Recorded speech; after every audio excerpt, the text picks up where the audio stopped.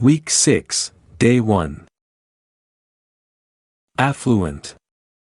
Rich. Under duress from the tax officer, the beggar admitted that he was truly affluent. Feasible. It's feasible to build an electric auto, but wouldn't you need a terribly long extension cord? Discern. Perceive. When we could discern the city lights, we knew we were safe at last. Sally. Suddenly rush forth. Some prisoners planned a disturbance while others would sally toward the gate. Consternation. Dismay. To the consternation of the sergeant, there was a paucity of volunteers for the dangerous mission. I'm from Missouri. A skeptic, one who is not easily convinced. You might swallow his promises, but I'm from Missouri. The newspaper umbrella. Our neighbor is an affluent inventor whose latest brainstorm, a feasible umbrella substitute, has been featured in many magazines. As simply as the eye can discern, it is a hard plastic strip, about the size of a ruler, which fits comfortably into a woman's handbag or a man's suit jacket. If a person is caught in a sudden rainstorm, he swings the plastic open in the shape of a cross. Attached to each arm is a clip-like device. Next, he takes the newspaper he is carrying and slides it under each of the 4 clips. Now, equipped with a rigid head covering, he can sally forth to face the elements. To the consternation of the umbrella manufacturers, it has been enjoying a brisk sale, especially among commuters. If it continues to do well, it could have a pernicious effect upon the umbrella industry. Week 6, Day 2. Precocious. Reaching maturity early. The children in Shakespeare's plays are so precocious that they all sound like grandparents. Perfunctory. Done without care, superficial. Edith gave only perfunctory attention to the new millennium, skipping our New Year's Eve party. Chagrin. Feeling of disappointment, humiliation. To the chagrin of many taxpayers, some citizens seem to cheat the government with impunity. Perverse. Contrary, persisting in error. When I correct my kid brother's math errors, he is perverse enough to insist that he is right. Deride. To ridicule, scoff at. The Wright brothers didn't become distraught when a skeptic would deride their work. Red letter day. Day of happiness, time for rejoicing. My red letter day came when I was chosen as senior class president. Patent pending. My buddy Vern, a precocious automotive wizard, and I were inspired to do some inventing on our own. We thought it might be feasible to park a car parallel to a space on the street. Then, by pressing a button, we could raise the 4 tires off the ground slightly, while dropping 2 special wheels perpendicular to the curb. It would then be child's play to roll into the narrowest of parking spaces. We took the idea to Ed Green, who runs the Ford agency, in order to elicit his reaction.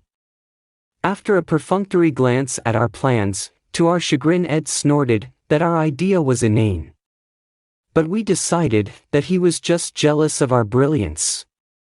Tomorrow, we are going to start on a computer that will enable us to measure the intelligence of perverse automobile dealers who like to deride the efforts of junior geniuses.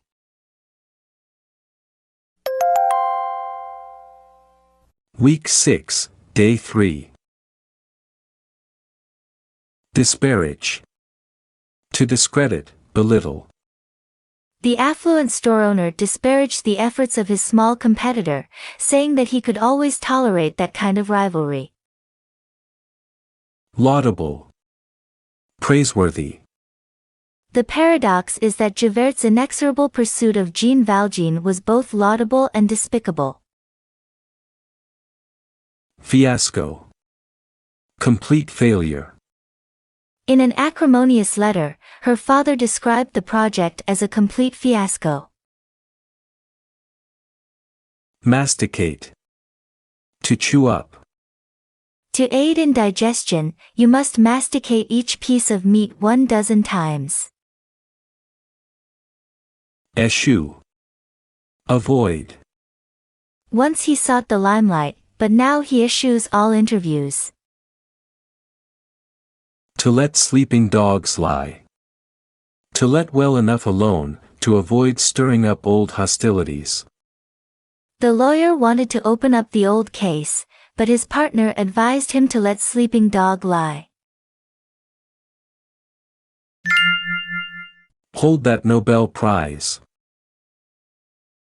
Speaking of inventions and discoveries, I just learned that an eminent scientist in Ohio has developed a pill that contains all the nutritive value of 3 complete meals.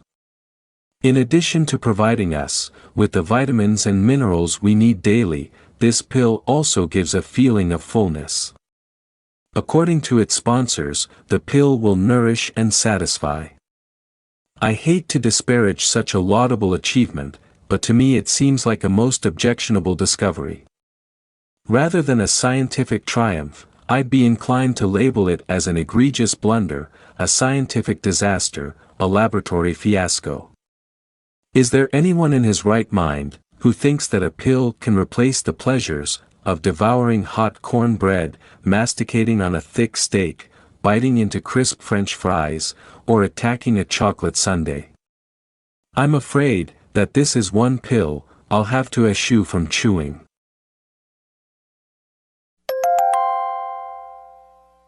Week 6, Day 4. Quell. Put an end to. In order to quell the riot, the police sallied forth with tear gas. Voluble. Talkative.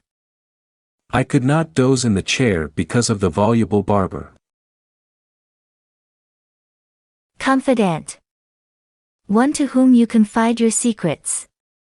A teenage boy's father should be his true confidant. Obsolescence. Process of wearing out. The obsolescence built into many products could be regarded as a flagrant insult toward the duped consumer. Dubious. Doubtful.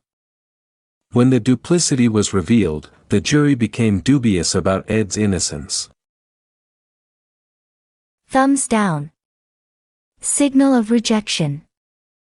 My father turned thumbs down on our plan to hitchhike to Florida during Easter. Perfect products.